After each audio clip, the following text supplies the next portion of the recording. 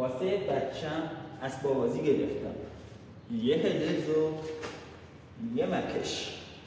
میخوایم با هم دیگه بریم آنباکسشون کنیم و بهتون معرفیشون کنم و کارایی هر کدومو بهتون بگم. یو گایز، چطورین؟ به کارتیم خیلی خوش اومدید. امیدوارم حال همتون عالی باشه.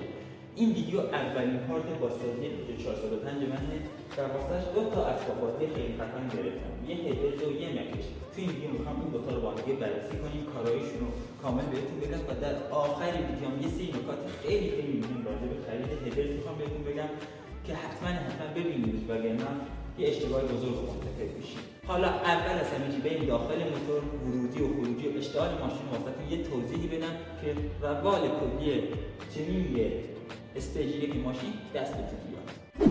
این موتور 405 موتور XC7. تو همه موتورها چه XC7 باشه، چه TU5 باشه، چه MA16 باشه، همشون یه ورودی و یه خروجی هوا دارن. ورودی هوا موتور XC7 از طریق دریچه گازشه. همه ماشین البته از دریچه گاز ورودی دارن. از اینجا هوا وارد موتور میشه، از طریق دریچه گاز به سیلندرها میرسه. تو سیلندرها شمع و وایر باعث جرقه میشن و سوخت هم میاد و در اونجا اشتعال صورت میگیره و بعد از اشتعال دود ایجاد میشه. فرض کنید یه آتیشی درست کردیم، بعد آتیش دودش میره آسمون. تو این موتور دودش از پشت ماشین خارج میشه. پشت این قاب سوپاب یه منیفولد دود هستش که هوا وارد اون منیفولده میشه و از طریق اگزوز در انتهای ماشین خارج میشه. این کلیت ورودی و خروجی هواست. کیت مکش که این باشه کجا قرار میگیره؟ کیت مکش واسه ورودیه که هوا زیادی رو مکش کنه و وارد موتور کنه، یعنی اینجا قرار میگیره و وارد موتور میشه. اینم هدرز. هدرز کجا قرار میگیره؟ هدرز واسه خروج دوده و پشت اینجا پشت این در موتور به جای منیفولد خروجی دود قرار میگیره و باعث میشه دودی که از اشتعال تولید شده خیلی سریعتر خارج بشه. وقتی که هوای بیشتری وارد موتور میشه اشتعال قویتر صورت میگیره و در نتیجه ما قدرت بیشتری رو داریم و وقتی هم که دود سریع خارج بشه موتور میتونه سریعتر اشتعال بعدی رو انجام بشه و اونم باعث افزایش قدرت میشه. این بود کلیت ورودی و اشتعال خروجی موتور XC7. حالا با هم دیگه بریم هدرزا و مکشا رو آنباکس کنیم و بررسیش کنیم. اول با کیت مکش شروع کنیم. کار کیت مکش چیه؟ کیت مکش باعث میشه که هوای بیشتری به داخل دریچه گاز مکش بشه و هوای بیشتری وارد سیلندرها بشه و باعث اشتعال قوی‌تر بشه و اشتعال سریعتر صورت بگیره و کار ورودی هوا رو انجام میده. مکش‌ها انواع مختلفی دارن، سایزهای مختلفی دارن. این مکش یه مکش سایز بزرگه و جنسش هم فلزی هست. ما جنس‌های کتانی و پلاستیکی هم داریم. جنس پلاستیکی رو که کلا بریز رو، کتانی و فلزی‌ها بد نیستن و بهتری سایز بزرگ هم بندازید چون که هوای بیشتری رو مکش میکنه. فقط این نکته رو یادتون باشه، هر چی سایز بزرگتر باشه صدای موتورتون هم اسپورت‌تر و بیشتره. مثلا این مکش یه صدای خیلی زیاد و اسپورتی به موتور ماشینتون میده. جنسش هم از جنس فلز و قابل شستشو هست و شما یه بار اینو تهیه کنید و تا چند سال خیالتون از بابت فیلتر ماشینتون راحته. فقط اینو کافیه بندازید تو سطل آب بلند و خودش تمیز میشه و هیچ دیگه هم نیاز نداره و خشکش میکنید و همینجوری که میبینید من تمیزش کردم و قشنگ نوعی شده. و این فیلتر اسپورتا قیمت یه چیز حدود 70 تومن داره. من خودم بابت این 70 تومن دارم. اگه شما قیمتای پایین‌تر هم بخواید 500 تومانی هم کتان نیست، ولی پیشنهاد من همین فلزیه که چند سال میتونه واسهتون دوام و عمر داشته باشه و خیالتون رو واسه این مدت طولانی راحت کنه. حالا بریم سراغ هدرز و قبل از هر چیزی اول با هم آنباکسش کنیم و بعدش توضیحاتش رو بهتون بگم.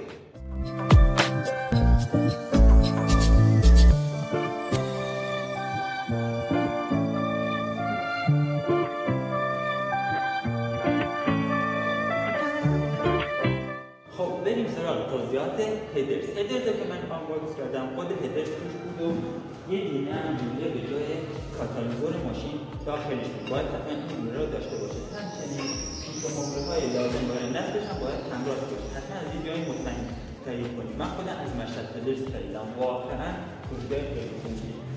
هدرز چیکار میکنه؟ هدرز باعث میشه که دود از سیلندراتون خیلی سریعتر خارج بشه. چجوری این کار رو انجام میده؟ به وسیله اینکه واسه هر کدوم از سیلندرها یه لوله مخصوص خودش رو تعبیه کرده و دود هر سیلندر به صورت جداگانه خارج میشه. تو منیفولد عادی ما همه دودا به یه لوله وارد میشه و خیلی سریع خارج نمیشه. همچنین توی هدرز خروج دود از یکی از سیلندرها باعث مکش دود تو 3 تا سیلندر دیگه میشه و دود اون 3 تا هم خیلی سریعتر خارج میکنه و باعث میشه که خروج دود شما خیلی سریعتر باشه. این خروج دود خیلی سریعتر باعث میشه که اشتعال بعدی شما با راندمانی بیشتر و قدرت بیشتری انجام شه و در نتیجه توان ماشینتون بالاتر بره. هدرزای ما 2 نوع دارن، 4.1 و 4.2. این هدرز 4.1. هدرزای 4.1 واسه ماشینایی که مثل ماشین من فابریک هستن میخوان وارد استیج اول تیونینگشون بشن مناسب تره و تو دوران بالا بیشتر کاربرد داره. هدرزای 4.2 واسه ماشینایی که تا آخر قرار تیون بشن مناسب تره. مثلا کسایی که میخوان تراکم و کمپرس ماشینشون رو خیلی بالا ببرن و میخوان استیج 3 بندازن. یه نکته دیگه هم که باید راجع به هدرز بلد باشین راجع به کالکتورش. کالکتور به چی میگن؟ به محلی که همه دودات با هم جمع میشن و قرار از اگزوز خارج بشن.